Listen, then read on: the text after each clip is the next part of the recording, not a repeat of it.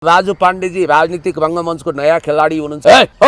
हटा यो भत्का यो गर उ गर भनेर पुरा कासन दिँदै हिँड्नुभयो। राजनीति भने त्यति सजिलो छैन। यहाँ त रुनुपर्छ आफै। हर्क हर्क हर्क हर्क हर्क हर्क हर्क हर्क हर्क हर्क हर्क हर्क हर्क हर्क सबैजना श्रमजीवी हर्कतिर फर्क। हर्कलाई हेप्नेहरू खसौला नर्क। हर्कलाई हेप्नेहरू खसौला नर्क। सबैको ध्यान खिच्न सफल हर्कको तर्क। भन्नुहुन्छ प्रधानमन्त्री हुन्छु छिट्टै पर्ख। भन्नुहुन्छ प्रधानमन्त्री हुन्छु छिट्टै पर्ख। हर्क हर्क हर्क हर्क हर्क हर्क हर्क हर्क हर्क हर्क हर्क हर्क हर्क हर्क सबैजना श्रमजीवी हर्कतिर फर्क। हर्कलाई हेप्नेहरू खसौला नर्क। सबको ध्यान खिच्न सफल हर्कको तर्क। भन्नुहुन्छ प्रधानमन्त्री छिट्टै हुन्छु पर्ख। यही गीत मैले हर्क हर्क हर्क हर्क हर्क हर्क हर्क यही गीत मैले ठ्याक्कै यही भावमा गाएको सुने। अब दामी छ छैन तपाईँहरू हर्कज्यूको भजन भन्दा पनि हुन्छ। देवताको हुन्छ भने देवतुल्य मान्छे त्यो पार्टीको लागि उहाँ देवतुल्य व्यक्ति हो। उहाँ प्राधिकार हो। त्यसकारण उहाँलाई त आरती उतारे पनि हुन्छ त्यो पार्टीका नेता कार्यकर्ताले। हर्क साम्पाङलाई आरती उतारे पनि हुन्छ त्यो पार्टीका नेता कार्यकर्ताले। र म के भन्छु भने हर्क महात्म्यको बारेमा त्यहाँ हरेकलाई थाहा हुनुपर्छ। त्यो मूलतः हर्क क्लबबाट फ्यान क्लबबाट विस्तारित भएको हो। र हर्क साम्पाङज्यू त्यो पार्टीको प्राधिकार हो। घटिया कुरा गर्नेहरू पनि छन्। I don't think so Harka Sampang त्यो गर्ने मान्छे चाहिँ होइन। शेरासँगको दुश्मनी विवाद चाहिँ यिनलाई बहुत भारी र महँगो परेको बुझिन्छ। जब जब शेरास खड्जङ्गी पर्छ, जब जब शेरास टकराव हुन्छ, त्यो शीतयुद्ध होस् या भौतिक, त्यसपछि त्यसको खैरियत नभएको, त्यसको हालत पतला भएको, त्यो दुब्लाउँदै पातलिँदै अन्तिममा त्यो राजनीतिबाट सिन आउट भएको थुप्रो हामीले त्यस्ता उदाहरणहरू देखेका छौँ, भएका छौँ। हर्क साम्पाङलाई एकजना पत्रकार वीरेन्द्र जैरू भन्नेले धोती खोल्ने गरी गाली गर्नुभयो, आरोप लगाउनु भयो, क्रिस्चियन पनि भन्नुभयो, ढुङ्गा बोक्ने पनि भन्नुभयो, जिन्दगीभर प्रधानमन्त्री बन्न नसक्ने जस्तो खालको यस्तो अनेक गिन्ती आरोप लगाएर विरोध गरिसकेपछि हर्क साम्पाङ पनि रिसले चुर हुँदै उहाँलाई जवाफ फर्काएर तेरो पत्रकारिता नै बन्द गरिदिन्छु भन्ने सम्मको चेतावनी धम्की समेत दिइसक्नु भएको छ। यो विवाद के हो? वीरेन्द्र जैरू र हर्क साम्पाङको विवाद के हो खासमा? पहिलो कुरो त हर्क साम्पाङ धोती नै लगाउनुहुन्न, त्यसकारण कसैले धोती खोल्नै सक्दैन, पहिलो कुरो है। दोस्रो, हर्क साम्पाङज्यूसँग जुन ढङ्गको असान्दर्भिक विवाद झिकेर लाइटमा आउन वीरेन्द्र जैरूजीले चाहनु हो भनेर मैले ठ्याक्कै यही आरोप त लगाउँदिनँ। तर यसो भन्नेहरूको पनि कमी छैन। सिधा कुरा जनतासँग भन्नुहुन्थ्यो, पछि त बाङ्गा कुरा शासकसँग जस्तो भयो अहिले यो कार्यक्रम। शासकको चाकडी गरेका छ, सिधा कुरा भन्दै बाङ्गो कुरा गर्ने जस्तो। अब बाङ्गा कुरा अब त शासकसँग नजिक भयो नि त यो कार्यक्रम। उहाँले हर्क साम्पाङलाई रोस्ट गर्नुभयो, कतिपय कुरा सङ्गीन आरोप लगाउनुभयो। चर्चा योग्य मान्छे होइन भनिदिनु, टिप्पणी गर्न लायक मान्छे होइन भने टिप्पणी किन गरे? बान्ता ओखलिरहेको छ। हर्क साम्पाङले वीरेन्द्र जैरूलाई पैसा खाएर समाचार मेरो विरुद्धमा लेखेको भन्ने आरोप लगाउनु त्यो वास्तविक हुन सक्छ? त्यो मलाई थाहा छैन, थाहा नभएको कुरा गर्नु हुँदैन। आई डोन्ट नो होइन। त्यो उहाँलाई तथ्य भए प्रमाण भए पुष्टि गर्नुहुन्छ अथवा के छैन भने उहाँले नि त्यसको जवाफ दिने कुरा हो। अब जहाँसम्म मलाई लाग्छ वीरेन्द्र जैरूजी अब यो एकाथरी चाहिँ पहिला पनि टेलिभिजनमा भनौँ न प्रोग्राम मार्फत रवि लामिछानेजीहरूलाई त्यो आरोप लाग्थ्यो। दुर्गा प्रसाईले चाहिँ प्रेम बानिया र रवि लामिछानेहरूले मसँग 6 लाख रुपियाँ हो कि 5 लाख रुपियाँ लिएर गए, मलाई धम्क्याए भनेर त्यत्रो मिडिया प्रोपोगन्डा गरेको प्रेम बानिया र रविले उजुरी पनि हाल्न सकेनन्, मानहानि पनि गर्न सकेनन् नि त। नेपालको पत्रकारिताले आफ्नो ट्र्याक गुमायो। नेपालको पत्रकारिता क्षुद्रकारितामा गयो। नेपालको पत्रकारिता अखबार हुँदा पर्चाकारितामा अहिले चाहिँ गोयवल शैलीको स्याल भुइँयामा तब्दिल भयो, अनुवाद भयो। यो कुरा बहुत डरमर्नु कुरा हो। पत्रकारितामा साक्षी भावमा, तटस्थ भावमा, न्युट्रल गियरमा हुनुपर्छ।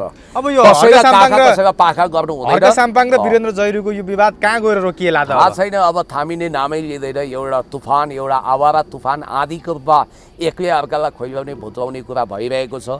हर्क साम्पाङले फेरि न्युटनको थर्ड ल अफ मोसन भने जस्तो every action has equal but opposite reaction.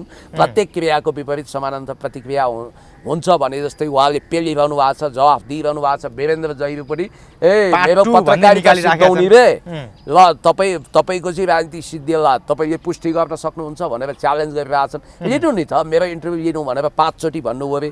ल इन्टरभ्यूको लागि भ्यालै चुहायो भन्ने उनले पनि एक खालको प्रोपोगन्डा मचाइरहेछन्। हर्क साम्पाङ भनेको इन्टरभ्यूको लागि गिडगिडाउने, र्याल चुहाउने, इन्टरभ्यूको याचना गर्ने मान्छे चाहिँ होइन। उहाँले मैले कैयौँचोटि इन्टरभ्यू नदिइकन नाथे इन्टरभ्यू भन्दै हिँडेका पनि देखाएको छु कति ठाउँमा होइन। अब मुड चल्यो भने दिनुहुन्छ, नभए दिनुहुन्न। त्यस कारण फेरि तपाईँले त आफ्नो प्रोग्रामलाई ल्यारी किङ वा मार्क टेलीले चलाउने कार्यक्रम भन्दा पनि ब्रान्डेड बनाउनु हो, महत्त्वपूर्ण बनाउनु हो। हामी हतपत इन्टरभ्यू लिँदैनौँ, अझ स्टुडियोमै बोलाएर त झनै लिँदैनौँ भन्ने टाइपको कुरा गर्नु हो, त्यसो पनि होइन होला। उहाँले लगाएका केही सङ्गीन आरोपमै फर्काउन उहाँले के भन्नुभयो भने यो रविना खातुनलाई चिन्दिन भन्नुभयो। यो अर्को विचित्रको कुरा हो। फेरि यो रविना खातुन भन्ने मान्छेले त अब आत्महत्या गर्छु भनेर चाहिँ चेतावनी दिइसकेका छन् सामाजिक सञ्जालबाट। के हो कुरा यो? अब उनी एकदम मानव डिप्रेसनमा भएको मान्छे जस्तै उनी रोइरहेकी छिन्, कराइरहेकी छिन्। अब यस्तो हो क्या, चिनाई भने कस्तो हुन्छ भने गोकर्ण भाइ, हामीले राजा चिन्थ्यौँ के पहिला पहिला। हाम्रो कवि श्रवण मुखारुङले भन्नुहुन्थ्यो राजा चिराई भन्नुहुन्थ्यो के। राजालाई हामी सबैले चिन्छौँ, राजाले चिन्दैनन्। हर्क साम्पाङसँग फोटो खिच्नुभयो सबैले, सदस्यता पनि लिनुभयो, तर सबैको बायोडाटा बोकेर हिँड्नुहुन्न हो। केन्द्रीय कमिटीमा आउने, अब त उहाँले केन्द्रीय कमिटी सदस्यको परीक्षा लिन्छु, हाम्रो धरती हाम्रो आकाश आएन भने फ्याँकिदिन्छु भन्नुभएको छ। कुन दिन मेरो पनि गीत रेकर्ड गरेर यो हर्क हर्क हर्क भन्ने गीत गाएन भने फ्याँकिदिन्छु भन्न बेर छैन होइन। अब स्लोगानै बनाइदिन सक्नुहुन्छ। म तपाईँलाई के भन्छु भने त्यसरी उहाँले अब पार्टीका मेम्बरहरू चिन्दै हुनुहुन्छ र पुलिस रिपोर्ट मगाएर मात्रै, त्यसको 3 पुस्ते कुण्डली भिडाएर मात्रै कमसेकम जिल्ला कमिटीदेखि केन्द्रीय कमिटी प्रदेश कमिटीसम्म ल्याउने कुरा उहाँले सोच्नु भएको रहेछ। अब रविना खातुन कुनै सन्दर्भमा भेटिन् होला, जोडिन् होला, तर उनी केन्द्रीय सदस्य होइनन्। त्यसकारण अब यहाँ भीम उपाध्यायहरूले प्रोपोगन्डा गरे जस्तै दिनौँ मिटिङ रविना खातुनलाई फोन गरेर हर्क साम्पाङले मलाई हेपे, मलाई चिन्दिन भने भनेर रुवाबासी गर्नु नि। त्यसो भएपछि त तिम्रो र मेरो सम्बन्ध नभएको मान्छेलाई भ्रम हुन्छ अनि मलाई धेरै टोकस्दैनन् भनेर त्यस्तो सिकाएको हुनाले त्यही डिरेक्सन अनुसार उनी गइको आँसु खसालेको भनेर घटिया कुरा गर्नेहरू पनि छन्। I don't think so Harka Sampang त्यो गर्ने मान्छे चाहिँ होइन। त्यसरी सिकाउने सेटिङ गर्ने राईको छोरो किराँती हो, जे हो त्यो स्पष्ट बोल्नुहुन्छ। रविनालाई त्यसरी सिकाएको होइन। दोस्रो कुरो, उहाँलाई किन कारबाही नगरेको स्पष्टीकरण नल्याए भन्नुहुन्छ। स्पष्टीकरण लिन्छु त भन्नुभएको छ त। त्यस कारणले फेरि उहाँ मामुली कार्यकर्ता हो। अब यहाँनिर एउटा कुरा के छ भने रविना खातुनले पनि त्यति धेरै चिन्ता गर्नु पर्दैन। अब कहिलेकाहीँ नेताहरूलाई आपद विपद पर्छ उनीहरूले भन्छन् होइन। तिमीले पनि त बोलेका कुराहरू आपत्तिजनक थियो होला नि त। एउटा धर्म विशेषमा प्रहार गरेर यहाँ मामुवाला जस्तो शब्द प्रयोग गरेर मर्यादा भङ्ग गरेर खेद्छौँ। मूलवासी र हामी मुसलमान फलाना हिन्दूलाई भनेकी छौँ। यो हिन्दू भने फेरि सिन्धुबाट सुरु भएको हो कि सभ्यताबाट। खास हाम्रो धर्म चाहिँ वैदिक सनातनी हो। अब अलिकति वीरेन्द्र जैरूको कुरामा जाउँ है। वीरेन्द्र जैरूले चाहिँ क्रिस्चियनिटी फैलाएको, किराँत बाहेक अरू धर्म नदेखेको, जातीय युद्ध गर्न खोजेको झुटो आरोप लगाएका छन्। त्यो बेलाको सबै चस्पादित गवाह हामी छौँ। बरु त्यहाँ हर्क साम्पाङलाई हर्के पास्टर, हर्के हवलदार भनेर नभएको ताज पहिराएर धार्मिक युद्ध गर्न त्रिशूल बोकेर गाडी रिजर्भ गरेर यहाँबाट केही बनारसी पण्डा गएका हुन् जो मोदीलाई आराध्य देव सम्झिन्छन्। तर हर्क साम्पाङको संयमताले गर्दा त्यहाँ रोकियो। अर्को कुरा, किराँत धर्मावलम्बी अन्तर्गत सुम्निमा पारोहाङको कुरा गर्न नपाउने। किराँत भनेको यही वैदिक सनातनी अन्तर्गत हो। हाम्रो वेदले निश्चित गरेको एकमात्र धर्म, प्रामाणिक धर्म भनेको के हो भन्दा वैदिक सनातनी। नरविनाथदेखि योगी प्रपन्नाचार्य, स्वामी प्रपन्नाचार्य अर्थात् काले राईसम्मले वैदिक सनातनी अन्तर्गत हिन्दू, मुस्लिम, बोन, जैन, क्रिस्चियन, प्रकृति पूजक, बौद्ध सबै पर्छन् भनेर भनिरहनु भएको छ त। त्यसकारण अरू त सम्प्रदाय हो, पन्थ हो, पूजाविधि हो र याद गर्नु होला धर्म एउटै छ वैदिक सनातनी। र हर्क साम्पाङ त्यसैको एउटा हाँगा प्रवर्ग हो भनेपछि हर्क साम्पाङ त हिन्दू धर्म विरोधी रहेछ भन्ने कुरा त अहिले आइराखेको छ नि। फेरि हिन्दूलाई एउटा पूजाविधि पन्थको लिएर हामीले वैदिक सनातनी धर्मलाई नै सनातनी धर्म भनौँ। त्यसकारण यो फेरि देववाणी जस्तो यो धर्म जस्तो हिन्दू मुस्लिम क्रिस्चियन भन्ने बित्तिकै तेरो धर्मभन्दा मेरो धर्म ठुलो, तेरा देवताभन्दा मेरा देवता ठुला, अनि विवाद हुन्छ, हानाहान, गाँड कोराको भुँडी। नत्र हर्क साम्पाङलाई योदेखि प्रब्लम थिएन भने हिन्दू राष्ट्र बनाउने कुरा आउने बित्तिकै हर्क साम्पाङको किन सातो गएर म मान्दिनँ भनेर हत्ता नपत्ता 20 वटा स्ट्याटस लेखिहाल्यो। तपाईँ यसो गर्नु, वैदिक सनातनी भन्ने कुरामा उहाँलाई आपत्ति छैन। तपाईँ वैदिक सनातनी भनेर आउनुहोस् त, एकचोटि उहाँलाई सोध्नुहोस् त उहाँले के भन्नुहुन्छ। वैदिक सनातनी अन्तर्गत सबै समेटिन्छ। यो सम्प्रदाय धर्मनिरपेक्ष नै ठिक छ भनेर उहाँको तर्क छ त। होइन, अब उहाँ संविधान मान्नुहुन्छ होला नि त, उहाँलाई मान्न पाइयो नि त, उहाँले म मान्छु भन्न पाइयो नि। उहाँले अर्को कुरो के छ, प्रचण्डकै कुरा गर्नु भएको छ उहाँले। ए बाबा, त्यो त बालेन शाहकै मत हो। अस्ति देख्नु भएन, सिके राउतहरूलाई बोलाएर डिनर खुवाउनु भयो, अनि त्यसपछि अमरेश कुमार सिंहहरूले पनि भेट पाउनु भएछ, राजेन्द्र महतो, रामकुमार शर्मा, सबै जाँदाखेरि मधेसवादी दलका नेता। उहाँले थोरै सिपी मैनाली अनि उसलाई भेट्नु भएको छ। देशभक्त नेताहरू चित्रबहादुर कसलाई भेट्नुभयो? UNPO, unrepresented nations and peoples organisation, युएनपिओमा मधेस भन्ने कुख्यात मध्य देश दर्ता गरेका सिके राउत, जसले युगोस्लाभियाबाट बोस्निया हर्जगोभिना कोसोभो टुक्राए जस्तै त्यो देशलाई टुक्राउने कुत्सित मनसाय राख्छन्, ती मान्छेलाई भेट्नुभयो। अनि महान नेपाली सेनालाई विघटन गर्नुपर्छ भन्ने फिरङ्गी भन्ने बडा महाराज पृथ्वीनारायण शाह, जो युनिफायर किङ हुनुहुन्छ, जर्मन बिस्मार्कप्रति धन्य, मङ्गोलियामा निरङ्कुश क्रूर शासक भए पनि चङ्गेज खानलाई सल्युट गर्छ युनिफायर किङको रूपमा। नेपालमा पृथ्वीनारायण शाहको फोटो राख्दा यिनलाई किन चिटचिट पसिना आयो? नेपालबाट मधेस अलग ल्याउँछु भन्ने त्यही सिके राउत, रवि र बालेनले पटक पटक भेट्ने, डिनर खुवाउने, कार्यक्रममा बोल्न दिने किन गरिरहेछन्? सिपी मैनालीलाई बोलाउँदैनन्, चित्रबहादुरलाई बोलाउँदैनन्। बालेन शाहको यो सरकारमा पनि जस्तो बालेन शाहले चाहिँ तिनीहरूलाई बेटा बोलाएर म हिन्दू धर्म खारेज गर्ने पक्षमा छैन, संहिता खारेज गर्ने पक्षमा छैन, राजा ल्याउने पक्षमा छैन भनिदिने। अनि उता सुदन गुरुङ चाहिँ फेरि गएर चाहिँ होइन हिन्दू धर्मको लागि नि कुरा गर्न सकिन्छ, हिन्दू धर्मको लागि नि हामी खुल्ला नै छौँ भन्ने किसिमले कुरा गर्ने। यो दुईटा चरित्र किन देखिएको छ? उहाँहरू दुईटा होइन, हजार जिब्रा भएका शेष नागले पनि उहाँहरूको वर्णन गर्न सक्दैनन्। गोकर्ण भाइ, तपाईँ अलिकति सशक्त समूह बनाउनुहोस्, आन्दोलन गर्नु, सम्झौता गर्न उनीहरू आयो भने तपाईँले एउटा हाँसउठ्दो र अत्यन्तै उटपट्याङ माग राख्नुहोस्। मेरो पहिलो माग के छ भने बेलुनभित्र हात्ती हालिनुपर्छ भन्नुहोस्। ठिक छ, यो विषयमा छलफल चल्ला। अहिले अमेरिकातिर त्यो हात्ती हाल्न मिल्ने बेलुन बनाया होला, हामी त्यस विषयमा प्रधानमन्त्रीज्यूसँग छलफल गरेर तपाईँलाई जानकारी दिलाउँछु भन्छन्। यताबाट टेलिफोन गर्दा हुन्छ सहमति गरिदिनु, त्यो सहमति कार्यान्वयन गर्ने होइन, डस्टबिनमा फ्याँकिदिने हो, छाङ्नामा फ्याँकिदिने हो, घाममा सुकाइदिने हो, उधारो सहमति गरेर आउनुहोस् भन्छन्।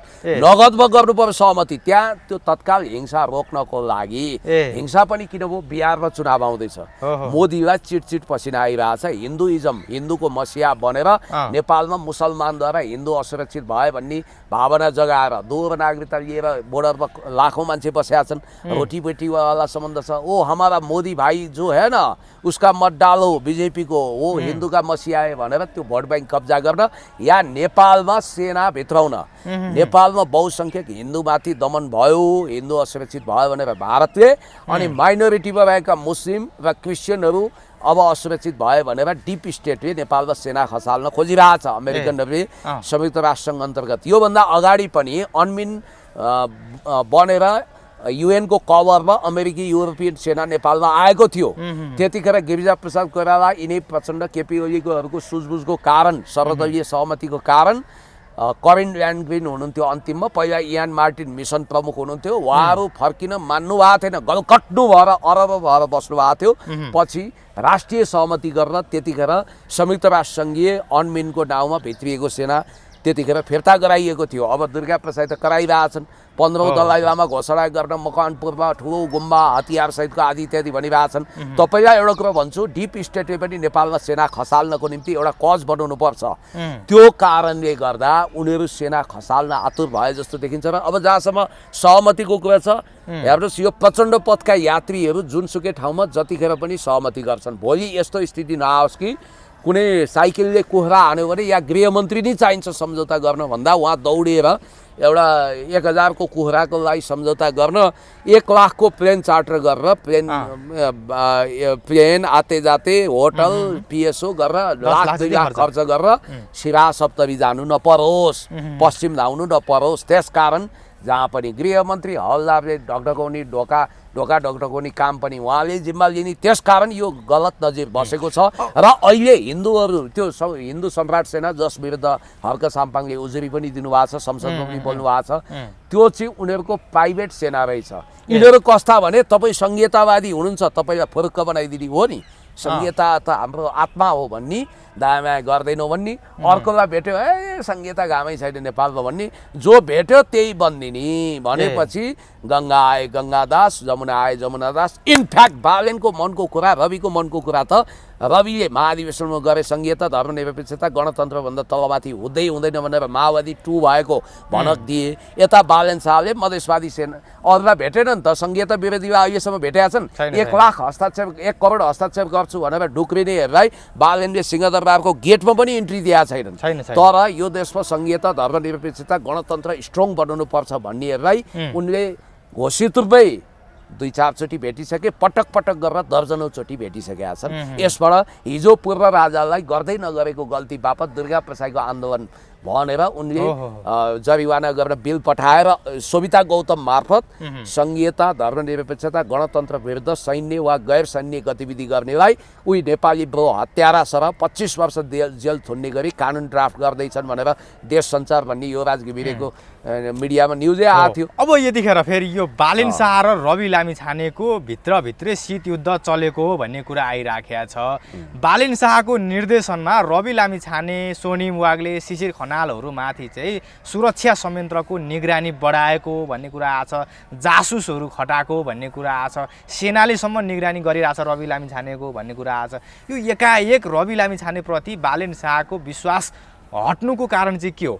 रवि लामिछाने त्यसपछि यो कुण्डली मण्डली विरुद्ध विपक्षी दलका नेता विरुद्ध जासुस खटाए जस्तै राज्यका इन्टेलिजेन्स र आफ्ना गुमस्ताहरूलाई परिचालन बालेन र उनको इर्दागिर्दका कुमार बेन्जीहरूले गर्दैनन् भनेर म ग्यारेन्टी लिन सक्दिनँ। बालेनजी यसरी रहस्यमय जेम्स बोन्डको मुभीको सिन जस्तो अथवा आर्थर कानन डायलको उपन्यास सर्लक होम्सका पात्र जस्तै आफ्ना स्पाईहरू परिचालन गर्न माहिर छन् भन्ने मैले सुनेको छु। उनको खास शक्ति भनेकै आन्तरिक शक्ति हो जो उनले परिचालन गर्छन्।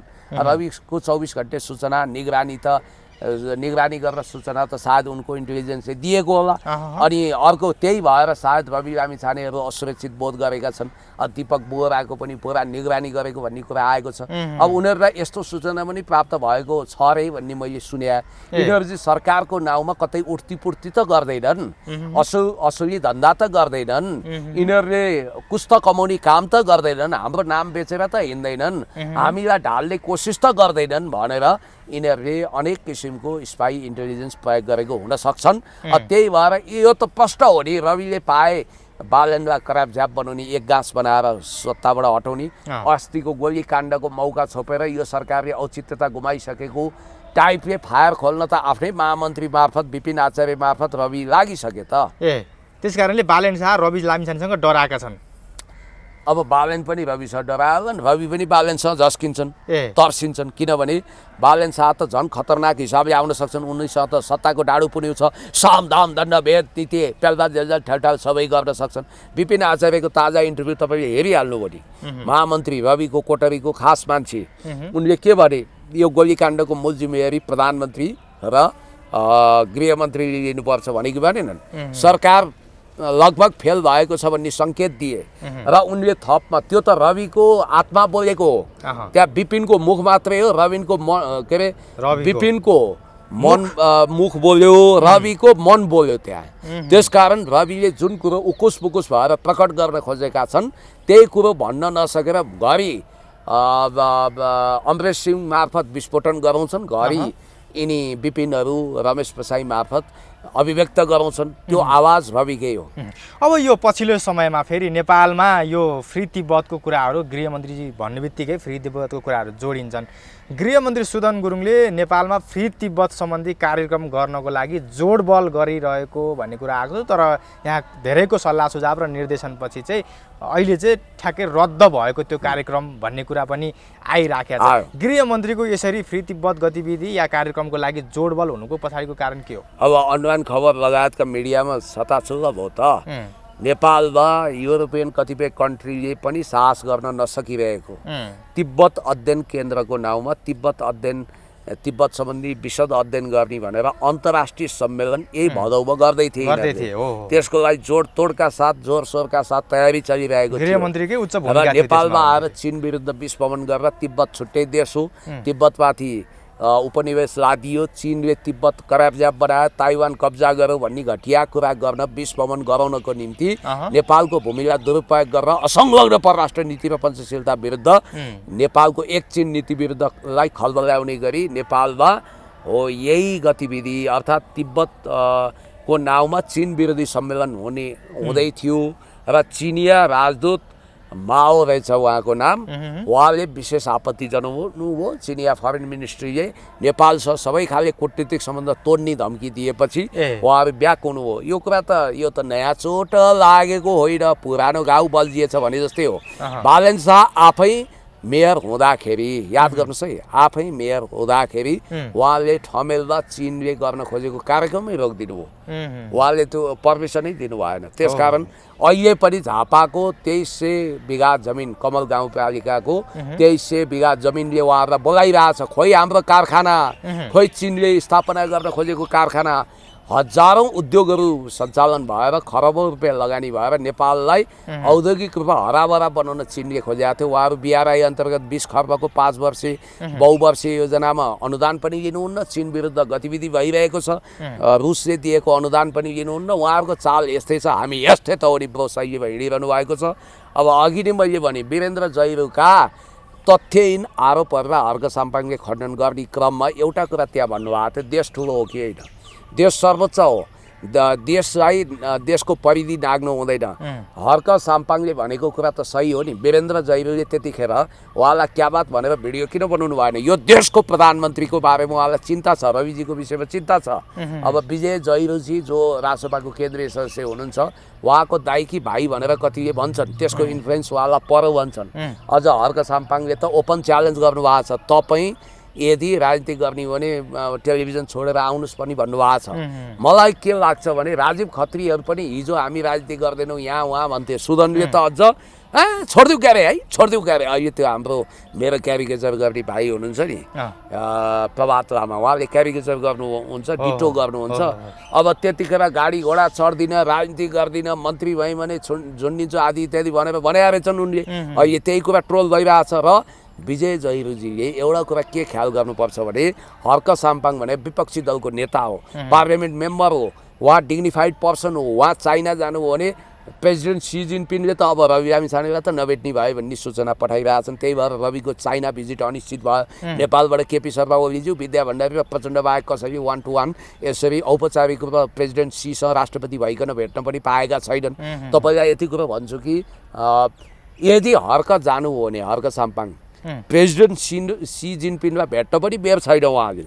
र त्यहाँसम्म छ प्रभाव। हो, वाङ यी जो विदेश मन्त्री हुनुहुन्छ र स्टेट काउन्सिलर त्योभन्दा एक स्टेप माथि र पिपुल्स जनकङ्ग्रेसको प्रमुख याङ जेइचीदेखि वाङ मिङसम्म उहाँले भेट्न सक्नुहुन्छ, वाङ यीसम्म। त्यसकारण म तपाईँलाई भन्छु हर्क साम्पाङलाई कम नआक्नुहोस् है, उहाँ नपत्याउने खोलो हो। र उहाँ यस्तो व्यक्ति हो जो चिलिमले घ्याम्पो फुटाउँछ भने जस्तो असाधारण काम फत्ते गर्नुहुन्छ। ढुङ्गा बोकेर देश बन्छ भन्नुहुन्छ, अशोक राई पनि त्यही भनिरहनु भएको छ। म उहाँहरूलाई भन्छु ढुङ्गा बोक्ने, श्रम गर्ने, देशलाई माया गर्ने प्रवृत्ति झ्याङ्गिए मात्रै त्यो राम्रो हुन्छ। हुन त जेसिबी अगाडि देखाएर लगाएर अगाडि डोजर, यहाँ चाहिँ ढुङ्गा बोकिरहेछन् भनेर ट्रोल गरे। जेसिबी बिग्रिएको थियो कि थिएन त्यो कन्डिसन हेरेका छन् उनीहरूले।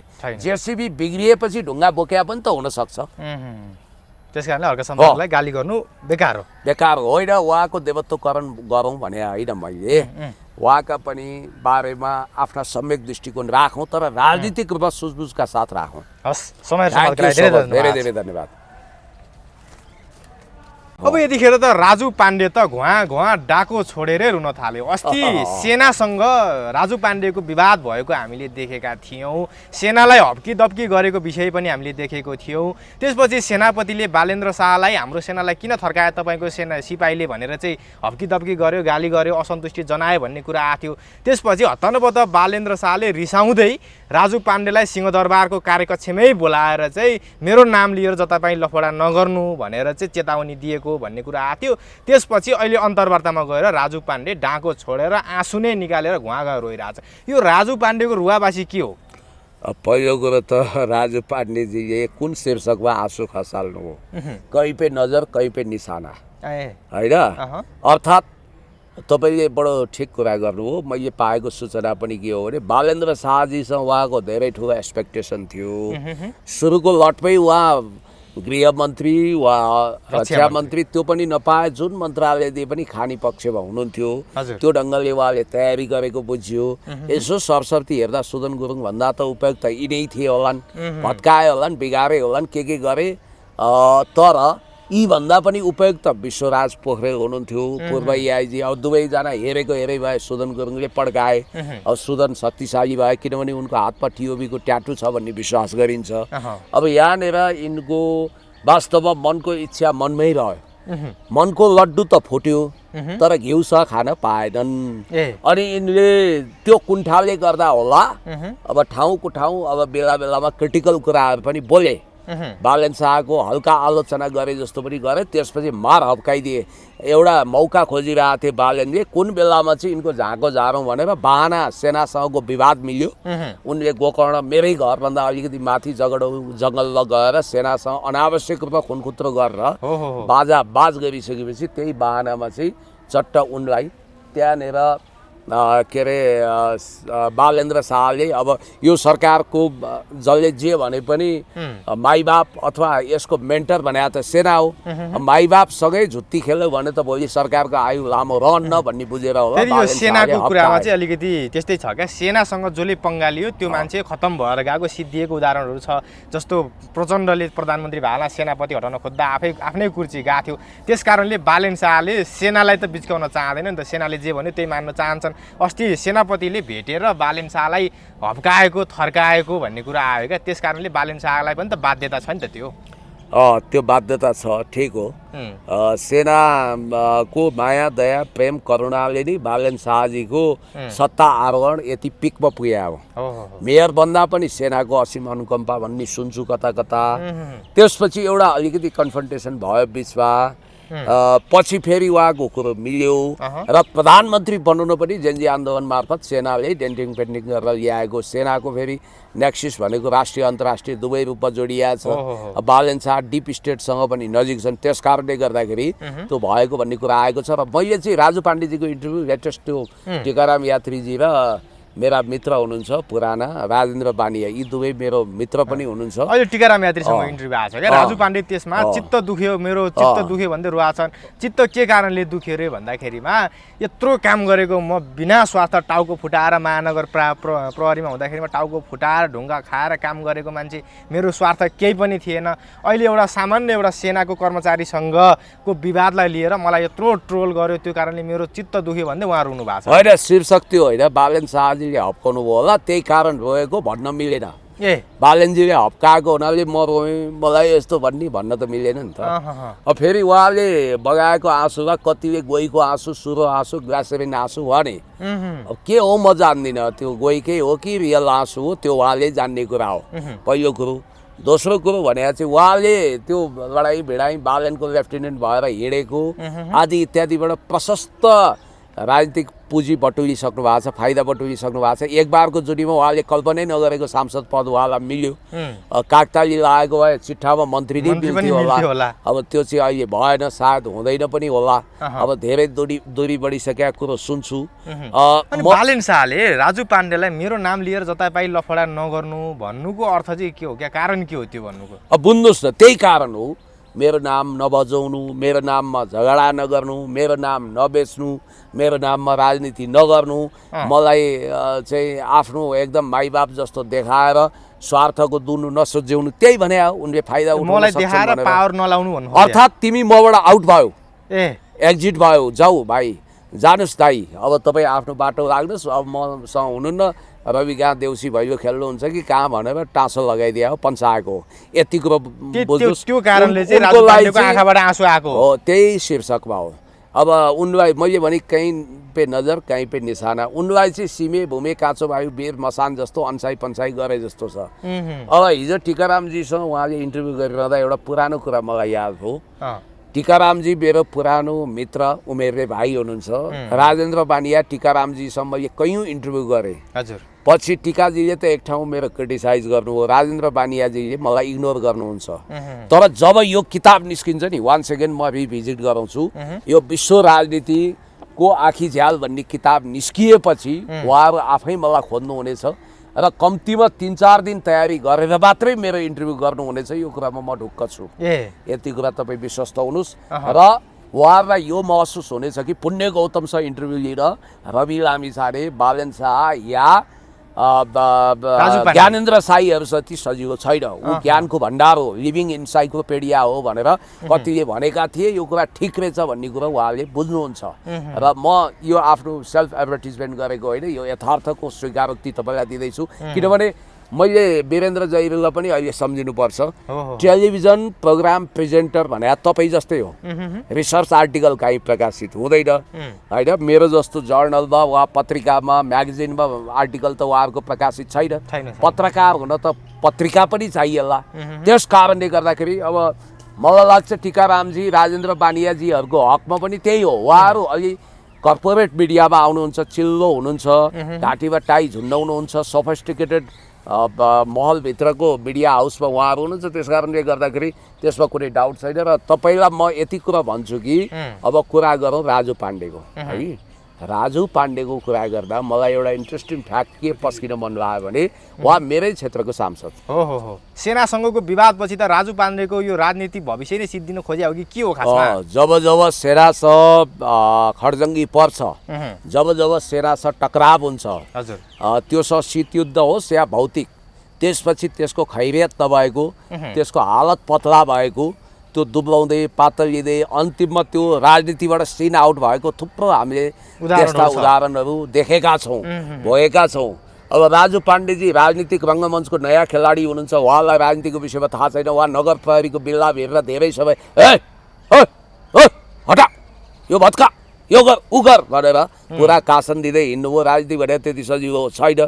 यहाँ त रुनुपर्छ आफै, यहाँ त कराउनु पर्छ आफै। बल्ल बुझ्नुभयो नि, ती गरिब, ती दुखी, ती रोगी, ती असहायको आँसु बग्दाको पीडा अब थाहा भयो। अब मैले सुनेको त उहाँ रोएको भने चाहिँ वास्तवमा कहीँ पे नजर कहीँ पे निशाना भने जस्तो के। उहाँ रोएको शीर्षक चाहिँ बालन शाहजीले मेरो नाम लिएर नहिँड्नु, झगडा नगर्नु, जथाभावी नगर्नु भने अरे है। अब मिडियामा त्यही आएको छ। पछिल्लो समय बालनको ढोका उहाँको निम्ति सदाको लागि बन्द भएको भन्ने सुनिन्छ।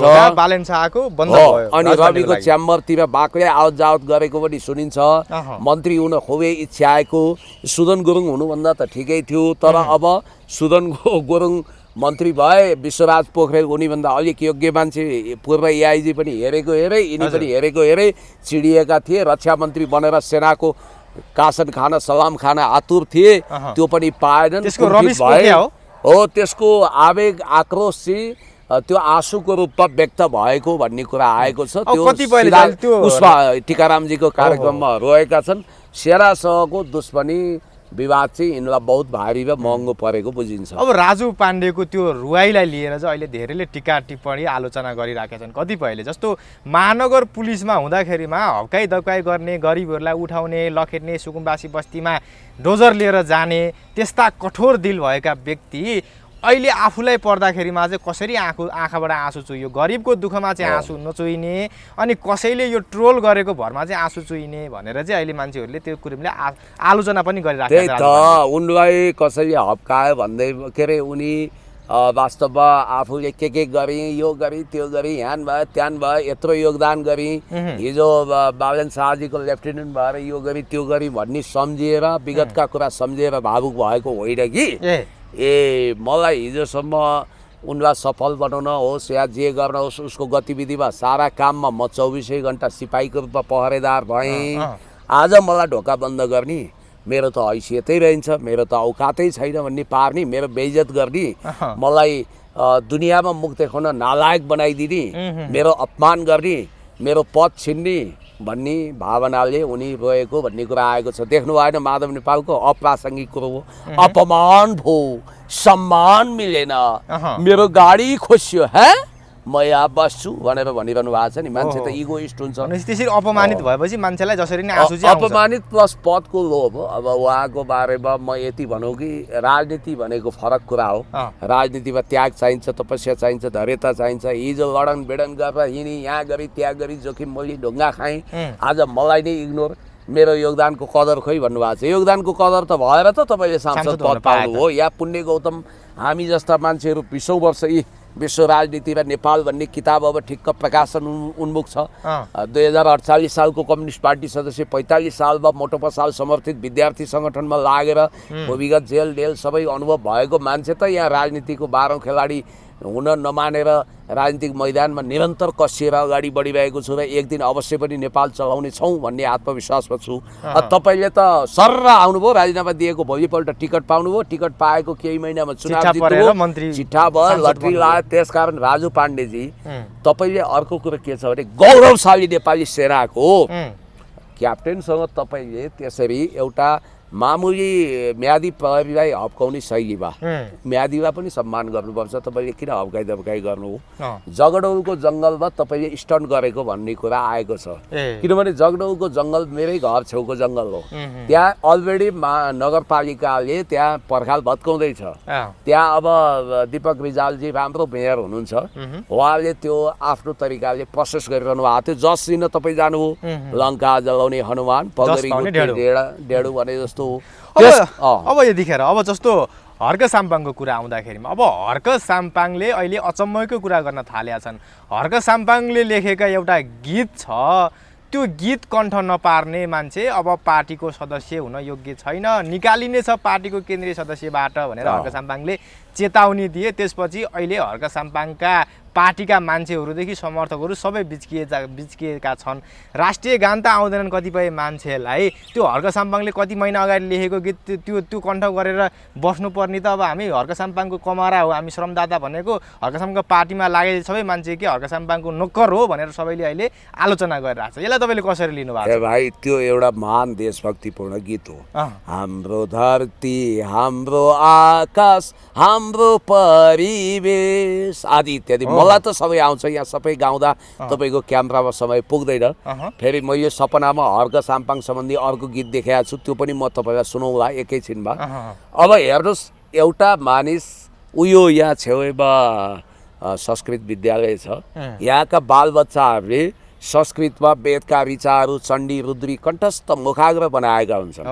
अब संस्कृतमा पण्डित हुन चाहनेले ओम त्र्यम्बकम यजामहे सुगन्धिं पुष्टिवर्धनम उर्वारुकमिव वन्दनान् मृत्युर्मोक्षये मातृतात् ओम भूर्भुवस्सुवः तत्सवितुर्वरेण्यं भर्गो देवस्य धीमहि धियो यो न प्रचोदयात् सर्वे भवन्तु सुखिनः सर्वे सन्तु निरामया। श्रीकृष्ण गोविन्द हरे मुरारे हे नाथ नारायण वासुदेवा वन्दे तुमेव माताश्च पिता तुमेव सर्वं मम देव देव। देखि यं ब्रह्मा वरुणेन्द्र रुद्र मरुतं स्पन्द देवैस्तवे वेदै साङ्ग पदाक्रमोपनिषदै गायन्ति यं सामगा। म संस्कृत नपढ्ने मान्छेलाई त यति कण्ठ छ भने त्यो गीत के संस्कृतको भाषामा छ, वेदको ऋचा हो, त्यति सजिलो छ त। त्यो कण्ठाग्रह गर्न के हो, मुखाग्रह गर्न के हो? त्यो त देशभक्तिपूर्ण गीत हो। गर्नुपर्ने बाध्यता के भने क्या? आवश्यकता, डक्ट्रिन अफ नेसेसिटी, आवश्यकताको सिद्धान्त। पार्टीको सदस्य लिनलाई पनि गीत कण्ठ पार्ने कस्तो खालको नियम आयो? युनिक पार्टी अरूभन्दा भिन्न पार्टी, अरूसँग तुलना हुँदैन। हरेक नेपालीले एक्लै हुनुहुन्न, झन् बढ्छ। अब त्यहाँ त उहाँले वरिष्ठ श्रमदाता भन्नुहुन्छ, वरिष्ठ नेतादेखि उपाध्यक्ष महासचिव सबलाई लाइभ गरेर त्यो गीत कण्ठस्थ सुनाउन लगाउँदै हुनुहुन्छ अरे। मैले पाएको इन्फर्मेसन झुटो होइन भने त्यसलाई लाइभ गर्दै हुनुहुन्छ। जो फेल भयो तिनीहरू आउट। अनि यो के रियालिटी शोको अडिसन हो र भने? होइन, अब उहाँले त सबैको परिचय गर्छु भन्नु हर्क साम्पाङको पार्टी रियालिटी शोको अडिसन जस्तो भयो। गीत कण्ठ गर्नु रियालिटी शो इन्टरटेनमेन्टमा मात्रै गरिँदैन, राजनीतिकमा पनि गरिन्छ भन्ने कुरोको एउटा उदाहरण भएन। एउटा संसारकै Guinness book of the world रेकर्डमा नाम लेखाउन योग्य पार्टी भनेर हामीले बुझ्नुपर्ने हुन्छ। तपाईँको मेरो छोरो अहिले सानो छ, बच्चा छ, उसलाई सबै कुरा थाहा छ। अब जस्तो प्रदीप कुमार राई उर्फ व्याकुल माइलाले रचेको त्यो राष्ट्रिय गान उसलाई सबै थाहा छ। सय थुङ्गा फुलका हामी एउटै माला नेपाली सार्वभौम भई फैलिएको मेची महाकाली, यो सबै गाउन सक्छ एउटा बच्चाले भने त्यत्तिकै सजिलो गीत हो। हाम्रो धरती, हाम्रो आकाश, हाम्रो परिवेश, यो गाउन सकिँदैन। कुन गाह्रो, यो त राष्ट्रियताले ओतप्रोत भएको गीत हो, गाउनुपर्छ। अब मैले हेर्नुहोस् अस्ति सपना देखेँ है, अब सपना त हो, यसो हेरेको त त्यहाँ त अब वरिष्ठ श्रमदाता सुदन किरातीदेखि लोकनाथ चुडाल्दीदेखि आरएनजीसम्म समीर तामाङ जम्मै एउटा गीत पो गाउँदै रहेछन्। फेरि मेरो दिमाग चाहिँ आफूले आफ्नै दिमागलाई मैले कम्प्युटर जस्तो छोरा भन्नु हुँदैन, टक्कै म सपना सम्झिन्छु। उठेर त्यही लाइन मैले कोरेँ। ठ्याक्कै के देखाएको छु भने पिटी परेड जस्तो एकदम महत्त्वका साथ हर्क गान सुरु भएको रहेछ। हर्कको गुणगान हर्कज्यूको भजन भन्दा पनि हुन्छ। र यो हर्कजीको भजन पनि आइसक्यो होइन, भजन देवताको हुन्छ भने देवतुल्य भगवान त्यो पार्टीको लागि उहाँ देवतुल्य व्यक्ति हो, उहाँ प्राधिकार हो। त्यसकारण उहाँलाई त आरती उतारे पनि हुन्छ त्यो पार्टीका नेता कार्यकर्ताले। हर्क साम्पाङलाई आरती उतारे पनि हुन्छ त्यो पार्टीका नेता कार्यकर्ताले। र म के भन्छु भने हर्क महात्म्यको बारेमा त्यहाँ हरेकलाई थाहा हुनुपर्छ। त्यो मूलतः हर्क क्लबबाट, फ्यान क्लबबाट विस्तारित भएको हो। र हर्क साम्पाङज्यू त्यो पार्टीको प्राधिकार हो। तपाईँलाई थाहा छैन युद्धकालमा जन्म भयो, महामानवको जन्म भयो, प्रचण्डको जन्म भयो भन्ने गीतै थियो त। यही व्यक्तिलाई भगवान बनाएको कारणले त नेपालको राजनीति बिग्रियो। अरे त्यो पार्टीको व्यक्तिलाई सुन्नु, त्यो पार्टीको अरू पार्टीको लागि भनिन, त्यो पार्टीको लागि democratic people's republic of Korea DPRK Korea Kim जस्तै हो। तपाईँलाई मेरो सपनाको गीत के सुन्नु पर्यो? हजुरको गीत सुनाउँ न। ल यसलाई जस्तै खोली मैले ठ्याक्कै सम्झेर कोरिहालेँ के सपनामा देखेको। अब मेरो गला राम्रो छैन, बोरा च्यातिए जस्तो छ। फेरि यहाँ ट्रोल बनाउलान्। हर्क हर्क हर्क हर्क हर्क हर्क हर्क हर्क हर्क हर्क हर्क हर्क हर्क हर्क सबैजना श्रमजीवी हर्कतिर फर्क, हर्कलाई हेप्नेहरू खसौला नर्क, हर्कलाई हेप्नेहरू खसौला नर्क, सबैको ध्यान खिच्न सफल हर्कको तर्क, भन्नुहुन्छ प्रधानमन्त्री हुन्छु छिट्टै पर्ख, भन्नुहुन्छ प्रधानमन्त्री हुन्छु छिट्टै पर्ख, हर्क हर्क हर्क हर्क हर्क हर्क हर्क हर्क हर्क हर्क हर्क हर्क हर्क हर्क सबैजना श्रमजीवी हर्कतिर फर्क, हर्कलाई हेप्नेहरू खसौला नर्क, सबको ध्यान खिच्न सफल हर्कको तर्क, भन्नुहुन्छ प्रधानमन्त्री छिट्टै हुन्छु पर्ख। यही गीत मैले हर्क हर्क हर्क हर्क हर्क हर्क हर्क यही गीत मैले ठ्याक्कै यही भावमा गाएको सुने। अब दामी छ छैन तपाईँहरूले जजमेन्ट गर्नुहोस्, म गाएको होइन, जे सपना देखेको छ्याङ्गै त्यही भन्नु। हर्क साम्पाङलाई दिनुभयो यो गीत छैन? अब यो उहाँले सुन्नुहुन्छ होला, तपाईँले काटेर राखिदिनुहोस् भिडियो छुट्टै, टिकटकमा काटिदिनुहोस्, सबैतिर काटिदिनुहोस्, उहाँले अवश्य हेर्नु होला। अब फेरि यो गीत पनि यो कुनै बिरुदावली हनुमान चालिसा होइन, मैले जे सपना देखाए त्यो भने हो। फेरि यो गीत मन परेर हर्क साम्पाङले यो गीतलाई पनि श्रमदाताहरूलाई कण्ठ पार्न लगाउला होइन? उहाँले ट्र्याकमा आफै ल है सुनौ है मेरो मित्र पुण्यजीले सपना देखेको गीत भनेर गाइदिन सक्नुहुन्छ। यसको अन्तरा विस्तारित गर्नुपर्छ भने म पनि मद्दत गरौँला, यसलाई फुल टेक्स्टको रूपमा उहाँले गाए। हाम्रो धरती हाम्रो आकाश भन्दा यही गीत राम्रो छ होइन होइन, त्यो झन् विशिष्ट हो, त्यसको तुलना योसँग नगरौँ। यो मेरो सपनाको गीत हो, उहाँको विपनाको गीत, उहाँको देशभक्तिको गीत हो, तपाईँको व्यक्ति केन्द्रित गीत होइन होइन। अब यही देखेँ त मैले के गरेँ, यही सपना चाहिँ उहाँहरूको सारा श्रमदाताले सपनामा यही गीत गाएको ट्वाक्कै देखेँ। पहिलो कुरो वीरेन्द्र झैरोजी तपाईँलाई मैले चिनेको भनेको तपाईँलाई न्युज 24 रवि लामिछानेजीको उत्तराधिकारी भएपछि राम्रोसँग पहिचान गरेको हुँ। तपाईँमा रवि लामिछाने जस्तै उफ्री बोल्ने, मोनिटर हेरेर बेर्नु निस्किने गरी बोल्ने कुरामा कला छ, तपाईँमा महारत छ, म यो माने।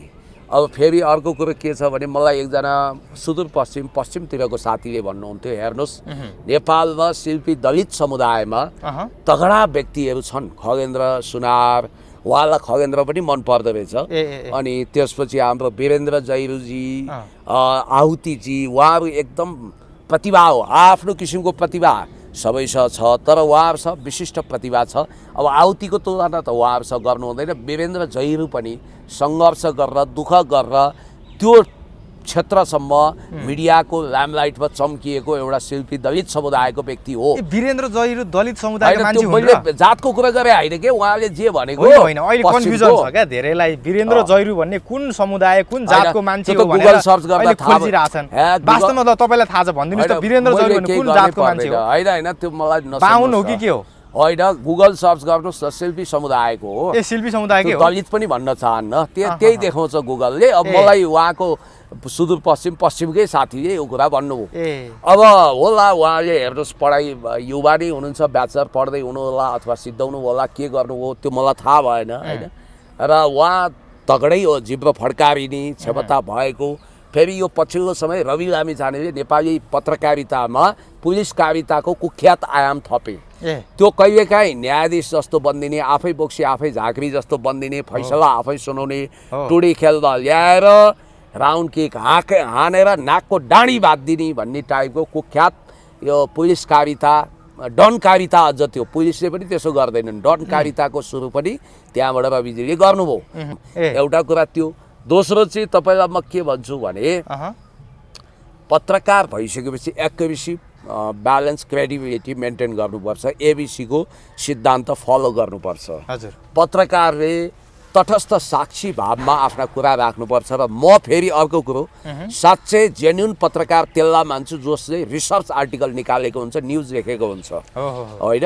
अब मैले उहाँ मात्रै होइन, राजेन्द्र बानिया र टिकारामजीको पनि रिसर्च आर्टिकल देखाएको छैन। अरू त कुरै छोड्नु न। पत्रकार भनेर हामीले पहिला चिनेको किशोर नेपाल, हरिहर बिरही, कनकमणि दीक्षित, कोही अहिलेसम्म सक्रिय हुनुहुन्छ, कोही अब भगवानको प्यारो हुनुभयो चन्द्रलाल झा, पुरुषोत्तम दाहाल, देवप्रकाश त्रिपाठी, उहाँहरूलाई हामीले पत्रकार भनेर चिन्या हो। उहाँहरू अखबारमा लेख्नुहुन्छ, कोही कलमिस्ट छन्। म आफै पनि म भन्दैछु, म आफै पनि नेसनल समावेशी भन्ने म्यागजिन र एउटा साप्ताहिक पनि निस्किन्थ्यो, त्यसको सम्पादक हो। अब विवादको चुरो चाहिँ के हो भने, उहाँलाई नै प्रति प्रश्न, तपाईँले कुनै दिन पुण्य गौतमलाई त यसरी भन्न सक्नुहुन्न, कोही एउटा न्यू कमरलाई यो मान्छे इन्टरभ्यू लिन लायकै होइन भनिदिनु भने किन इन्टरभ्यू लिनुभयो भन्ने नैतिक प्रश्न तपाईँलाई अवश्य तेर्सिन्छ। तर तपाईँ त्यति कृतज्ञ बेइमानी हुनुहुन्न, यो आई नो भेरी वेल, मलाई राम्रोसँग थाहा छ। अब टिप्पणी गर्न लायक होइन भन्नुहुन्छ, टिप्पणी एक होइन अर्को एपिसोडमा पनि गर्नुहुन्छ।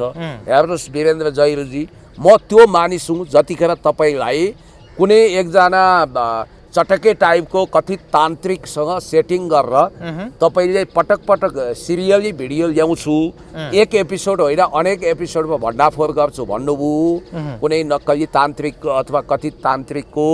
तर त्यो तान्त्रिक झाँक्रीको पछि भिडियो नल्याएपछि तपाईँलाई मान्छेले सेटिङ गर्यो भन्ने झुटो आरोप लगाए।